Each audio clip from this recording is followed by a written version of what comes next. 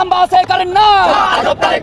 গ্রামে লোডশেডিং নাই, যেটা হয় আমাদের পল্লী বিদ্যুতের লাইনগুলো অনেক লম্বা লম্বা, কোথাও যদি ফল্ট হয়ে যায় বিদ্যুৎ ফ্লিপ করলে ওই ফল্ট লোকেট করতে তার টাইম লাগে। বিদ্যুৎ মন্ত্রী কইতাছে গ্রামে কোনো লোডশেডিং নাই। এদেশের মানুষরে আল্লাহ রাব্বুল আলামিন ধৈর্য শক্তি দিয়েছিল বিধায় কথাগুলো সহ্য কইরা নিল। দেশের কোথাও কোথাও দিনরাত মিলিয়ে 10 থেকে 12 ঘন্টা বিদ্যুৎ নেই। প্রচন্ড গরমে গ্রামের পর গ্রাম অন্ধকার, শিল্প কারখানায় উৎপাদন বন্ধ। দেশের ইতিহাসে সব রেকর্ড ভেঙে লোডশেডিং ছাড়ালো 3700 মেগাওয়াটের ঘর। এই মন্ত্রীর কারণে 1 থেকে 6 সরকার ডুবেছিল। এখন আমি দেখি এই মন্ত্রী, যাকে খাম্বা মন্ত্রীও বলা যায়, 10 থেকে 12 ঘন্টা সামটাইমস ইভেন মোর কারেন্ট থাকে না, এবং বলা হয় যে তার ছিঁড়ে গেছে। গতকালকে দেখলাম যে লোডশেডিং এর সকল রেকর্ড, পূর্ববর্তী সকল রেকর্ড ভঙ্গ করেছে। এই যে সেই সময় ব্যর্থ একজন প্রতিমন্ত্রীকে এখন ফুল মন্ত্রীর পর্যায়ে দেওয়া হয়েছে, এবং দেখেন সেই একই সেক্টর, তার সেই সময়ের এক্সপিরিয়েন্স আমরা এখন দেখতে পাচ্ছি, তাই না? দুইবার বিদ্যুৎ মন্ত্রণালয়ের দায়িত্ব পেয়েছেন, দুইবারই সমালোচিত হয়েছেন। 2001 থেকে 2006 সাল ছিল দেশের বিদ্যুৎ খাতের সবচেয়ে বিশৃঙ্খল সময়। তখন কিছু সময় বিদ্যুৎ প্রতিমন্ত্রীর দায়িত্বে ছিলেন ইকবাল হাসান মাহমুদ টুকু। 2026 সালে বিএনপি ক্ষমতায় আসার পর বিদ্যুৎ খাতে আবারও নাজুক পরিস্থিতি দেখা যাচ্ছে, আর এবারও এই খাতের দায়িত্ব টুকুর কাঁধে। আমাদের কষ্ট হয়, আপনি যেভাবে লাফায় লাফায় কারেন্টের বিল, গ্যাস বিল, এই বিল সেই বিল বাড়াইতেছেন, এবং লাফায় লাফায় আমাদের বেতন বাড়তেছে না। আগে গ্যাস মোটা মোটা পাইপ দিয়ে সব ইন্ডিয়াতে পাঠিয়ে দিচ্ছে, এখন গ্যাস কোথায় যায়? আগে যদি গ্যাস চলে যায় থাকে আমরা গ্যাস পাইতাম, আমরা টিপ করে আসতো, তাই এখন গ্যাস কোথায় যায়? এই যে নির্মম অত্যাচার এই সরকার শুরু করেছে, আমরা জানতাম এই অত্যাচার করবে, কারণ গণভোটের গণরায় যেই সরকার মানে না, জনগণের কোনো দাবি দেওয়া এই সরকার পূরণ করবে না। ফলে এই সরকার যেই বিশ্বাসঘাতকতা এই নির্বাচনের শুরু থেকেই করেছে, জনগণের সাথে করে যাবে। আসসালামু আলাইকুম। আপনারা জানেন যে সারা দেশ জুড়ে বিদ্যুতের নাজেহাল পরিস্থিতি সৃষ্টি হয়েছে। বাংলাদেশের ইতিহাসের লোডশেডিং এর সবথেকে শৌখিন অবস্থা সৃষ্টি হয়েছে। আর এই বিষয়টা নিয়ে জ্বালানি মন্ত্রীর ওপর ক্ষোভ ঝাড়তে শুরু করেছে সাধারণ জনগণ এবং তার সাথে বিরোধী দলের নেতাকর্মীরা। এই বিষয়টা নিয়ে ভিডিওর শুরুতেই আপনারা বেশ কিছু ভিডিওর অংশ বিশেষ ইতিমধ্যেই দেখেছেন। মূলত আজকের এই ভিডিওটিতে সেই সকল ভিডিওর বিস্তারিত আলোচনা দেখতে পারবেন। ভিডিওর শুরুতেই যে সকল ভিডিও দেখেছেন তা থেকে হয়তো ইতিমধ্যেই আন্দাজ করতে পেরেছেন আজকের এই ভিডিওটি কতটুকু গুরুত্বপূর্ণ হতে চলেছে। অতএব চলুন কথা না বাড়িয়ে একটি লাইক দিয়ে সম্পূর্ণ ভিডিওটি দেখে আসি। 2006 সালে বিদ্যুতের দাবিতে চাঁপাইনবাবগঞ্জের কানসার্টে 20 জন গ্রামবাসী প্রাণ দিয়েছিল পুলিশের গুলিতে। প্রতিমন্ত্রী কে ছিল জানেন? ওই সময় জ্বালানি ও বিদ্যুৎ প্রতিমন্ত্রী এই আমাদের ফুল মন্ত্রী টুকু সাহেব। তো এই যে সেই সময়ের ব্যর্থ একজন প্রতিমন্ত্রীকে এখন ফুল মন্ত্রীর পর্যায়ে দেওয়া হয়েছে, এবং দেখেন সেই একই সেক্টর, তার সেই সময়ের এক্সপিরিয়েন্স আমরা এখন দেখতে পাচ্ছি, তাই না? গতকালকে দেখলাম যে লোডশেডিং এর সকল রেকর্ড, পূর্ববর্তী সকল রেকর্ড ভঙ্গ করেছে। মানুষ ইলেকট্রিসিটি পাচ্ছে না 10 থেকে 12 ঘন্টা, মানুষ গ্যাস পাচ্ছে না, রান্না করতে পারছে না, মানে কি একটা ভয়াবহ অবস্থা বিরাজ করছে। এগুলো নিয়ে সংসদে কিন্তু মানে সেই সময় টুকু সাহেবকে আমরা দেখতাম যে এই কয়েকদিন আগে সংসদে সবসময় বলতো, প্রতিদিন বলতো না যে কোনো মানে হচ্ছে কোনো সংকট নাই, গ্যাসের কোনো সংকট নাই, জ্বালানির কোনো সংকট নাই, এবং কোনো দাম বাড়ানো হবে না, ঠিক না? এখন দেখেন সংকট আছে কি নাই। এই যে সরকার আগাম কোনো প্রস্তুতি নাই, তাদের জনগণকে জানাবে না যে আমাদের এই রিজার্ভ এতটুকু আছে, আমাদেরকে এইভাবে আমরা প্ল্যান করেছি, এই ঘাটতিটা হতে পারে, এই ঘাটতিটা ফিল আপ করার জন্য আমরা এরকম প্ল্যান করেছি। আগাম কোনো কিছু বলবে না জনগণকে। জনগণ কিছু বলতে গেলেই বলবে গুজব ছড়াচ্ছে। তো দেখেন তাদের এই গুজবের ফলে এখন কি অবস্থাটা আমরা দেখতে পাচ্ছি। এখন আমরা দেখছি জ্বালানি খাতটাকে নাকি করা হবে, বেসরকারীকরণ করা হবে, এবং সেটা বসুন্ধরাকে দেওয়ার ব্যাপারে মোটামুটি সব কথাবার্তা মনে হয় ফাইনাল করে ফেলেছে। দেখেন জ্বালানি, বিদ্যুৎ, এইসব সেক্টরগুলো হচ্ছে একটা রাষ্ট্রের কৌশলগত খাত, এগুলো রাষ্ট্রের হাতেই রাখা উচিত। কারণ বসুন্ধরাই বলেন বা বেসরকারি যেই সেক্টরই আপনি দেন, এদের কাজ কি? এদের কাজ হচ্ছে মুনাফা, তাই না? মুনাফা, এরা ব্যবসায়িক গোষ্ঠী, মাফিয়া গোষ্ঠী, মুনাফা অর্জন করবে। সে কিন্তু 5 টাকায় জিনিসটা কিনে এনে আপনাকে 4 টাকা 4.5 টাকায় দিবে না, সে দিবে 7 টাকায়। কিন্তু সরকারের হাতে যখন এটা থাকবে, তখন সরকার যেহেতু জনগণের সরকার, সে রাষ্ট্রের জনগণকে এই সুযোগগুলো দিতে বাউন্ড। সো সে কি করবে? তখন 5 টাকায় কিনে এনে 4 টাকা 30 পয়সা আপনাকে দিবে, ভর্তুকি দিবে রাষ্ট্র। এটাই তো একটা রাষ্ট্রের সাথে জনগণের বোঝাপড়া, তো এটাই। আমি তোমাকে ট্যাক্স দিচ্ছি, ভ্যাট দিচ্ছি, তোমাকে ভোট দিয়ে ক্ষমতা এনেছি, তুমি আমাকে বিনিময়ে এই সুযোগগুলো দিবে। সেখানে বেসরকারীকরণ করা হলে কিন্তু ওই প্রতিষ্ঠানের সাথে জনগণের কোনো ইন্টারেকশন থাকবে না, থাকবে কার সাথে? রাষ্ট্রের সাথে। রাষ্ট্র এবং ব্যবসায়ী ওই গোষ্ঠীর মধ্যে। তো ব্যবসায়ী এই গোষ্ঠীটা কী করবে? সরকারকে তখন বুঝতেই পারছেন, জনগণকে $5 দিবে, আর সরকারের কিছু মন্ত্রী এমপি তারা ওখান থেকে টেবিলের নিচ থেকে আমরা যেটাকে বলি লেনদেন, আদান প্রদান হবে। এর ফলে যেটা হবে, জনগণ রাস্তায় নামবে, অলরেডি অনেকে নামা শুরু করে দিয়েছে, প্রতিবাদ করা শুরু করে দিয়েছে। তো সরকার, আমি বা আপনি, আমরা কিন্তু ওই বসুন্ধরার কাছে গিয়ে বিদ্রোহ করবো না। বসুন্ধরার কাছে গিয়ে আমি জবাব চাইবো না যে কেন তুমি আমাকে 5 টাকার বিল আমাকে 7 টাকা দিচ্ছ, তাই না? আমরা তখন কাকে গিয়ে বলবো? সরকারকে গিয়ে ধরবো। আলটিমেটলি এটাই তো হওয়া উচিত। ফাঁদে কিন্তু পড়বে তখন সরকার। এটা কি সরকার বুঝতে পারছে না? কেন রাষ্ট্রের এই কৌশলগত খাতগুলো বেসরকারীকরণ করার মাধ্যমে মূলত সরকার নিজের পায়ে যেমন কুড়াল মারছে, জনগণকেও তেমনি বিপদে ফেলছে। অলরেডি লোডশেডিংয়ের অবস্থা দেখেন, তারপরে হচ্ছে জ্বালানি সংকটের অবস্থাটা দেখেন। মানুষ এমনিতেই হচ্ছে কি মানে তীব্র ক্ষোভ বিরাজ করছে জনগণের মধ্যে। এগুলো দ্রুত সমস্যার সমাধান করা উচিত সরকারের। এই যে কোনো কিছু হলেই গুজব বলে সেটাকে উড়িয়ে দেওয়ার এই মেন্টালিটি থেকে সরে আসা উচিত। সরকারকে ক্লিয়ার করা উচিত আমি হচ্ছে এইটা চিন্তা করেছি এবং সেটা জনগণের মতামত নেওয়া উচিত। এগুলো করে আলটিমেটলি সরকার নিজের যেমন ক্ষতি করবে, রাষ্ট্রেরও তেমনি ক্ষতি করবে। কারেন্টের খাম্বা, বিদ্যুতের খাম্বাকে পাশে রাইখা তারপরে কিছু কথা বলি না, টেনশন করে লাভ নাই। ছাত্র দলের বিএনপির ভাইদের বিরুদ্ধে যাবে না, বা বিএনপিরও বিরুদ্ধে যাবে না, কারণ ছাত্র দলের বিএনপির ভাই বোনরা আমাকে ভালোবাসে, আমি সেটা জানি, এবং সেই ভালোবাসা আমাকে ধরে রাখতে হবে। কিন্তু ফেয়ার কথাটা বলতে হবে ভাইয়া, একবারে টু দ্য পয়েন্টে আসেন। আমাদের যে বিদ্যুৎ মন্ত্রী না জ্বালানি মন্ত্রী বা কোনো একটা ব্যক্তি বললো না যে গ্রামগঞ্জে বিদ্যুতের অভাব নাই, বা বিদ্যুৎ যায় না, বা কারেন্ট যায় না, লোডশেডিং হয় না, এবং যদিও হয়ে থাকে তাহলে যে তাদের পিলারগুলো, খাম্বাগুলো, খুঁটিগুলো একটু দূরে দূরে, যার জন্য বিদ্যুৎ যাইতে পারে না, মানে এমন একটা বিষয় আমি যদি ভুল না করে থাকি, তাহলে সেই কথার উপর ডিপেন্ড করে এই কথাটা বলা যায় কি না যে বিদ্যুতের যে খাম্বা এইটা আওয়ামী লীগ সরকারের আমলেও যেখানে ছিল, ইউনূস সরকারের আমলেও সেখানে ছিল, বিএনপি সরকারের আমলেও সেখানেই আছে। কথা ভুলে বলতে হবে ভাইয়া। মহান আল্লাহ তাআলা আপনাকে সৃষ্টি করছে, পাঠাইছে পৃথিবীতে। আপনি যদি মিথ্যাকে যদি লালন পালন করেন তাহলে সেটা আসলে আমার মনে হয় মানুষের পরিচয় হতে পারে না। আমার কথা হচ্ছে যে বাংলাদেশে লোডশেডিং, বিদ্যুতের অভাব, টাকা পয়সার সমস্যা আগের সরকার খাইয়ে গেছে, ফেসিস্ট বস্তা বইরে নিয়ে গেছে। বস্তা বইরে নিয়ে যাওয়ার পর যেটা ছড়াই ছিটাই ছিল সেটা ইউনূস সরকার নিয়ে গেছে।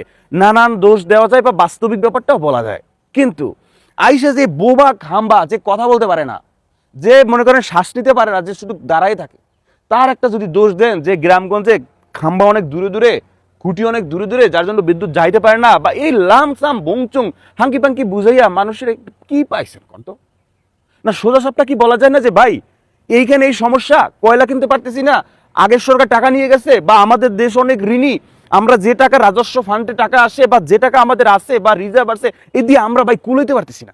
একদম সোজা সাপটা কথাটা ভাই। মানুষজনের সাথে মিশে যান, মানুষজনের সাথে মিশে গেলে কি হবে, সুখ দুঃখ মানুষজন ভাগাভাগি করে নিন। গতকাল রাতে 3-4 দফায় কারেন্ট নাই, এই যে এখন আসছি না, এখন এই সকাল থেকে কারেন্ট নাই না, সত্য কথা কারেন্ট নাই। আপনারা সিটিতে এসি রুমের ভিতরে যদি থাকেন সেখানে সেই সময় তো আপনি গ্রামগঞ্জের আবহাওয়া বুঝবেন না। এটা বোঝার জন্য আপনাকে ফোন দিতে হবে কারেন্ট অফিসে, বিদ্যুৎ অফিসের যারা ম্যানেজার আছে, উপরে পোস্টে আছে, তা করে ফোন দিয়ে যে স্যার তো আর আপনি বলবেন না, মানে আপনি ফোন দেওয়ার সাথে তো আপনাকে স্যার বলবে আর কি, যে এটা স্যার মার এটা নিয়ে বিষয় না, বিষয় হচ্ছে আপনি ফোন দিয়া একটু জিজ্ঞেস করেন যে ওখানে বিদ্যুৎ প্রয়োজন কতটুকু আছে, কতটুকু। তো হুদা খাম্বা দোষ দিয়ে লাভ আছে ভাই? খাম্বায় না পারে কথা বলতে, না পারে প্রতিবাদ করতে, না পারে কিছু করতে, তাহলে আপনি খামাখা দোষ দিয়া হুদাই একটা মানুষের সাথে চালাকি করতেছেন না। এই জেনারেশনের সাথে, এই 26-এর মানুষের সাথে এই চালাকি খাটে। লিগালে আসেন যে ভাই এইখানে এই সমস্যা, আমরা তো দেশের মানুষের চাহিদা এরকম, আমরা তো এই টাকা নাই, আমরা এইটা হইলে এইটা রিকভার করে উঠতে পারবো, আমাদের এইটা রিকভার করে উঠতে এতদিন টাইম লাগবে, 1 মাস টাইম লাগবে, বা কয়লা আসতেছে বা বাইরে পড়ছে, প্রবলেম মূল জিনিসটা বলেন, আপনাকে মানুষ মারবে। এখন যদি মূল জিনিসটা আপনি না বলে লামসাম বলে ওই ফান্ড থেকে যদি আপনি টাকা চুরি করেন, টাকা যদি খান, আপনি যদি বিদ্যুতের দাম বাড়ানোর প্রসেস করেন, তাহলে সেটা তো হবে না। বিদ্যুতের দাম বাড়ানোর দরকার হইলে সেটা বাস্তবিক লজিকটা বলেন, আপনি নিজের পকেট ভরলে তো হবে না, পকেট ভরার ধান্দা করতে থাকলে তো হবে না, বাস্তব সত্য কথাটা বলেন ভাই, পাপও হবে না। কিন্তু লামসাম বুঝে যদি বলেন যে খাম্বা দূরত্ব, এই জন্য খাম্বা তো আজকে মানে এই নির্বাচনের পরে বিএনপি সরকার আসার পর তো খাম্বা বসানো হয় নাই, খাম্বা তো অনেক আগে বসানো হয়েছে, সরকারের পর সরকার আসতেছে, চেঞ্জ হইতেছে, তো খাম্বা তো খাম্বার জায়গায় আছে, খাম্বার জায়গায় আছে। মানুষকে তো ওইটা বলার সুযোগ করে দিলেন যে হাসিনা আমলে এত কারেন্ট যায় নাই, হাসিনা আমলে আপনারা প্রতিবাদ করছেন। সমস্যা সংকট হইতেই পারে, আছে আমাদের দেশে। আগে যারা ওই চেয়ারে বসে তারাই চুরি করে, তারাই পকেট ভরে, তারাই সুইচ ব্যাংক ভরে, তারাই দেশের বাইরে পাঠায়। তা আমাদের দেশ ঋণী, সেটা তো আমরাও বুঝি। আমাদের দেশ অভাবে আছে, অন্য দেশের সাথে আমাদের দেশ ঋণী, সেটা তো আমরা বুঝি। তো সেটা আরো সুন্দর করে বলেন যদি সে খাম্বার দোষ দেন যেটা কথা কইতে পারে না, তাহলে তো এটা হলো না ভাই। সত্য কথা বলেন, পাপ হইবে না। বাংলাদেশে ভয়াবহ বিদ্যুৎ সংকট, তীব্র লোডশেডিং, স্মরণকালের সেরা লোডশেডিং, বিএনপির আমলের লোডশেডিং। বিএনপি আবার ক্ষমতায় ফিরে এসেছে, লোডশেডিং ফিরে এসেছে। দর্শক, জনজীবন বিপর্যস্ত বাংলাদেশের গ্রামে গঞ্জে, এমনকি শহরেও, বিভিন্ন জেলা শহরে, বিভাগীয় শহরে ভয়াবহ বিদ্যুৎ বিপর্যয়, বিদ্যুৎ উৎপাদনের বিপর্যয়, শুধু বিপণনের বিপর্যয় তা না, প্রায় 41টা বিদ্যুৎ উৎপাদন কেন্দ্র বন্ধ। কোথাও গ্যাস সংকট, কোথাও কয়লা সংকট, কোথাও কয়লা ভিজে গেছে, কোথাও কয়লা লোড করা যাচ্ছে না। আবার ভারতের ঝাড়খণ্ড থেকে যে আদানির বিদ্যুৎ আসে সেটা মূলত কয়লা ভিত্তিক, যার ফলে তাদের ওইখানেও নাকি বৃষ্টিতে কয়লা ভিজে গেছে। তারা প্রায় 1500 ওয়াট দিত, এখন 800 ওয়াট দেয়, কাছাকাছি, একটু কম বেশি হতে পারে মেগাওয়াট। তো দর্শক, লোডশেডিং এর পরিমাণ অতীতে সব রেকর্ড ছাড়িয়ে গেছে, প্রায় 4000-এর কাছাকাছি মেগাওয়াট লোডশেডিং।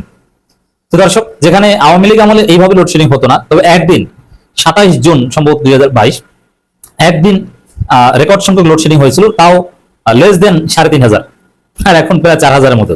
মানে একটা ভয়াবহ অবস্থা। এবং বিএনপি সরকার কোনো ব্যাখ্যা দিতে পারছে না, অসহায়, নিরুপায়। তারা বলছে, দেখেন, বিদ্যুৎ প্রতিমন্ত্রী অনিন্দ ইসলাম অমিত যশোরে, তিনি বলছেন জ্বালানি সরবরাহ করতে যে অর্থের যোগান সেটি আমাদের হাতে নাই। ওই যে আমরা বলছিলাম না, বিএনপির হাতে টাকা নাই, তারা যে বাজেট দিচ্ছে ওটা লোক দেখানো একটা ভাওতাবাজি বাজেট। কোথাও থেকে টাকা পায় না, চীন টাকা দেয় না, আইএমএফ ঘুরায়, ওয়ার্ল্ড ব্যাংক দিবে না, জাপান আবার বেঁকে বসেছে, অবস্থা খারাপ। এই যে এখন দেখেন কি অবস্থা হয়েছে। বিদ্যুৎ প্রতিমন্ত্রী স্বীকার করছেন যে জ্বালানি সরবরাহ করতে যে অর্থের যোগান সেটি আমাদের হাতে নাই, টাকা নাই। কি অসহায়, কি নিরুপায়। এখন বিদ্যুৎ এটা অক্সিজেনের মতো একটা ভাইটাল একটা এলিমেন্ট বেঁচে থাকার জন্য, কারণ বিদ্যুৎ ছাড়া অনেকের অক্সিজেন সরবরাহ করা যায় না। যারা ন্যাচারালি আল্লাহর অক্সিজেন পান সেটা ভিন্ন, কিন্তু অনেকে আছে যে কৃত্রিম ভাবে অক্সিজেন দিয়ে বাঁচিয়ে রাখতে হয়, তাদের বাঁচানো সম্ভব না। বর্তমান পৃথিবী এবং সভ্যতা বিদ্যুৎ নির্ভর, বিদ্যুৎ নাই মানে আপনার একটা সাফোকেটিং অবস্থা। এই অবস্থায় যারা বিদ্যুৎ দিতে পারবে না তাদেরকে জনগণ ক্ষমতা রাখবে না। যে আমাদের ওয়াকারুজ্জামান মাননীয় সেনাপ্রধান বড় দাঁড়িয়ে রেখেছেন, বেদাতের ওয়াজ করেন, মানে এগুলো আলামত তো আরেকটা খেলাফত কায়েম করবেন। এখন আরেকটা খেলাফত কায়েম করতে হলে তো যে সরকারকে হটিয়ে খেলাফত কায়েম করবেন, এটা তথাকথিত খেলাফত। যে সরকারকে হটিয়ে তথাকথিত খেলাফত কায়েম করবেন, ওই সরকারের তো একটা ব্যর্থতা লাগবে। এই যে বিদ্যুৎ খাতে যে মহা বিপর্যয়, এবং বলছে যে আমাদের টাকা নাই, অর্থনীতির যে অবস্থা, পতনের জন্য আর কিছু দরকার নেই। এটা এই বিপর্যয় সাস্টেন করলেই পতন। মানুষ একটা পর্যায়ে, এই যে বিপর্যয় এখন বাংলাদেশে যে ভয়াবহ লোডশেডিং, আমি একটু ধারণা দিলাম, 41টা বিদ্যুৎ উৎপাদন কেন্দ্র বন্ধ হয়ে গেছে। যদি এরকম চলতে থাকে, আদানি, দেখেন এখানে একটা মজার পলিটি আছে, রয়ের প্রধান বাংলাদেশ সফর করে গেছেন। এখন ভারত মূলত বাংলাদেশে অস্থিতিশীলতা সৃষ্টি করতে চায়, বাংলাদেশে একটা বিপর্যয় সৃষ্টি করতে চায়। তো দর্শক, এই জায়গায় আদানি এরা তো আলাদা কিছু না, আদানি ব্যবসা করে, ঠিক আছে, তারপরও পুরো ভারতবর্ষের সব মেকানিজম, ব্যবসা প্রতিষ্ঠান এগুলো যা ইচ্ছা তা করতে পারে। যেমন বাংলাদেশে ইসলামী ব্যাংক একটা স্বতন্ত্র ব্যাংক, সেখানে ডিজিএফআই যা চেয়েছে ইসলামী ব্যাংক কিন্তু তাই হয়েছে, দখল করে নিয়েছে, পিস্তল থেকে মালিকদেরকে পদত্যাগ করিয়েছে। এগুলো পারে বাংলাদেশ, ভারতে এরকম হয়। এখন আদানিকে যদি বলে যে বলবা যে কয়লা ভিজে গেছে, আমাদের উৎপাদন ব্যাহত হচ্ছে, অতএব তোমাদের আগে দিতাম 1400 মেগাওয়াট, এখন 800 বা লেস দেন 800 পাবা, সেটাই হচ্ছে। আদানি সরবরাহ করতে পারছে না, বাংলাদেশের ভিতরকার এই অবস্থা। এখন আদানির কয়লা ভিজছে আর বাংলাদেশের পায়রার কয়লা একই সময় ভিজে গেছে, এটা কি বাস্তবসম্মত? তো বাংলাদেশে এই বিদ্যুৎ বিপর্যয় ঘটিয়ে যদি কোনো অস্থিরতা তৈরি করা যায়, এটা করবে। আরো অনেক কিছু দেখবেন, প্রধানকে বাংলাদেশে ভিসা দিয়েছেন না, এবং রেডিসন ব্লুতে 4 ঘন্টা মিটিং করেছেন, সামনে দেখবেন যে কিভাবে কি করে, অনেক সাবোটাজ করবে। এবং বিদ্যুৎ বিপর্যয় এটা যদি সামাল দিতে না পারে, এক পর্যায়ে মানুষ উত্তেজিত হয়ে বিদ্যুৎ কেন্দ্র ভাঙচুর করতে পারে, সেই চাঁপাইনবাবগঞ্জের কনসার্টের মতো ঘটনা ঘটতে পারে। তারপরে সরকার বাধ্য হয়ে বা যেভাবে গণহত্যা চালাতে পারে, মানুষের উপর গুলি করতে পারে, মানুষ ফুঁসে উঠতে পারে, সরকার জয় বাংলা হয়ে যেতে পারে, তারপর ওয়াকারুজ্জামান খেলাফত। আমি আশা করছি সম্পূর্ণ ভিডিওটি দেখেছেন এবং এই ভিডিওর সাপেক্ষে আপনার কি মতামত সেটা অবশ্যই কমেন্ট বক্সে জানিয়ে যাবেন। ভিডিওটি ভালো লেগে থাকলে শেয়ার করতে ভুলবেন না। আমাদের এই চ্যানেলে নতুন হয়ে থাকলে চ্যানেলটি সাবস্ক্রাইব করে চ্যানেলের পাশে থাকবেন। আর যারা ইতিমধ্যেই চ্যানেলটি সাবস্ক্রাইব করেছেন তাদেরকে অসংখ্য ধন্যবাদ। দেখা হবে নতুন কোনো ভিডিও নিয়ে। ততক্ষণ সবাই সুস্থ থাকবেন। আল্লাহ হাফেজ।